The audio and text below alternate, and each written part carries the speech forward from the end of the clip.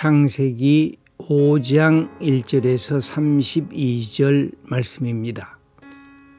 사랑의 하나님, 믿음의 족보를 만들어가는 우리 가정이 되게 하옵소서.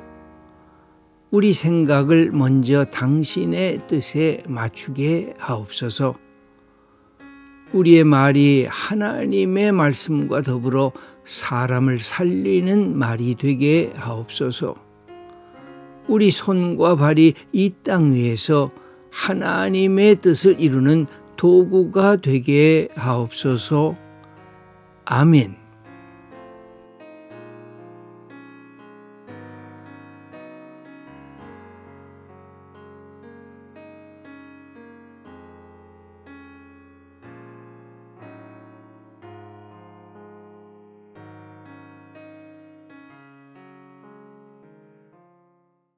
이 성경을 보면 제일 이 본문에 작게, 그러니까 짧게 산 사람은 에녹입니다. 365년. 여러분 365년도 지금 우리가 365년 산다면 장수 이렇게 산 사람을 찾아보기가 어렵지 않습니까? 그런 점에서 보면 장수인데 이때 나타난 사람들의 이것을 비교해 보면 가장 짧게 산 사람입니다. 대신에 가장 오래 산 사람은 이 에녹의 아들인 무두셀라입니다. 무두셀라는 969세를 산 것으로 그렇게 기록이 되어 있습니다. 이런 틀 속에서 우리가 에녹이라고 하는 인물을 조금 들여다볼 필요가 있습니다. 다른 사람들은 잘 먹고 잘 살다가 잘 죽었다라는 살았다 죽었다 이 두 가지가 초점이고 그 중간에 아이를 낳았다라고 하는 구절로 인간의 삶을 표현하고 있습니다. 그런데 이 에녹은 어떻게 표현하냐면 자녀들을 낳았는데 여기 보면 무두셀라를 낳은 후 이런 표현이 나옵니다. 그 전까지는 다 똑같은 것 같아요. 다른 사람들과 에녹이 다른 차이가 없는데 무두셀라를 낳으면서 추측이죠. 여기에 많은 가능성들이 들어져 있는데 에녹에게 어떤 사건이 있었는가, 어떤 특별한 경험이 있었겠는가, 그가 아버지가 되면서 아버지로서의 경험이 있었겠는가.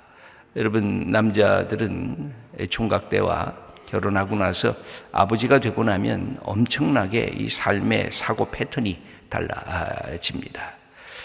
내가 한 아내의 남편이 되었고 내가 한 아이의 아버지가 되었다고 하는 것이 어마어마한 책임의식으로 남자들에게 다가옵니다. 여기 무두셀라를 낳으면서 무두셀라의 모습을 보면서 하나님의 마음을 이해한 것이 아닌가 하는 우리의 이 본문을 추측해 볼 수가 있습니다. 그러면서 그 전까지는 다른 이 사람들과 똑같은 삶의 여정을 갖고 있다가 무두셀라를 낳은 후 그렇게 기록이 되어 있는데 그 다음에 300년을 하나님과 동행하게 됐다는 겁니다. 65세에 무두셀라를 낳고 그 이후에 그의 삶이 하나님과 동행하는 그런 사람으로 변화되었다고 하는 말씀입니다.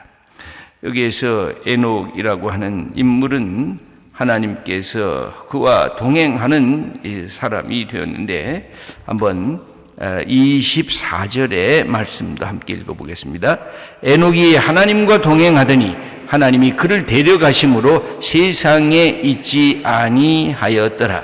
여기에 하나님과 동행했고 하나님이 마지막에는 그를 데려가게 되었는데 죽음을 맛보지 않고 하나님과 동행해서 하늘에 올라간 존재다. 때로는 사람들이 이것을 실종했던 인물인데 영광스러운 실종자다. 거룩한 실종자다. 이 땅에서 보이지 않게 엘리야처럼 승천한 그런 실종자로서 이 에녹에 대한 이야기를 이렇게 아주 써놓고 있는 것을 볼 수가 있습니다. 여기에 우리 이 에녹이라고 하는 인물을 히브리서 기자는 히브리서 11장 5절에 이렇게 기록하고 있습니다. 믿음으로 에녹은 죽음을 보지 않고 옮겨졌으니 하나님이 그를 옮기심으로 다시 보이지 아니하였느니라. 그는 옮겨지기 전에 하나님을 기쁘시게 하는 자라 하는 증거를 받았느니라. 그 기록이 이제 히브리서에 기록이 되어 있습니다. 하나님이 그를 사랑하시고 그를 죽음을 맛보지 않고 하늘에 들어 올려 주셨는데 그것은 그의 믿음으로 하나님이 그를 귀하게 보았고 그가 갖고 있는 믿음의 그 모습을 하나님이 기뻐하셨다. 그렇게 기록이 되어 있습니다. 여러분 성경을 읽다 보면 하나님의 기쁨이라고 하는 말씀들이 종종 나오는데 우리가 늘 마가복음 1장 11절에 나오는 말씀 제가 자주 말씀도 듣고 여러분들도 마음속에 그 말씀을 좋아하지 않습니까? 하나님이 예수님을 보면서 너는 내 사랑하는 아들이다 하고서 그 다음에 나오는 것이 내가 너를 기뻐하노라 라고 하는 것입니다. 여러분 아들은 다 사랑하잖아요. 여러분 아들 사랑하지 않는 부모가 없잖아요. 근데 아들을 다 기뻐하지는 않잖아요. 이 못된 놈 같이라고 이놈 자식 내가 어떻게 너를 키웠는데 하는 마음속에 때로는 부모님으로서도 화가 날 때가 있지 않습니까? 그럼 뭐하고 달려 있습니까? 부모님의 뜻에 순종할 줄 아는가? 부모님의 뜻을 헤아릴 줄 아는가? 부모님을 부모님 되게 대접할 줄 아는가?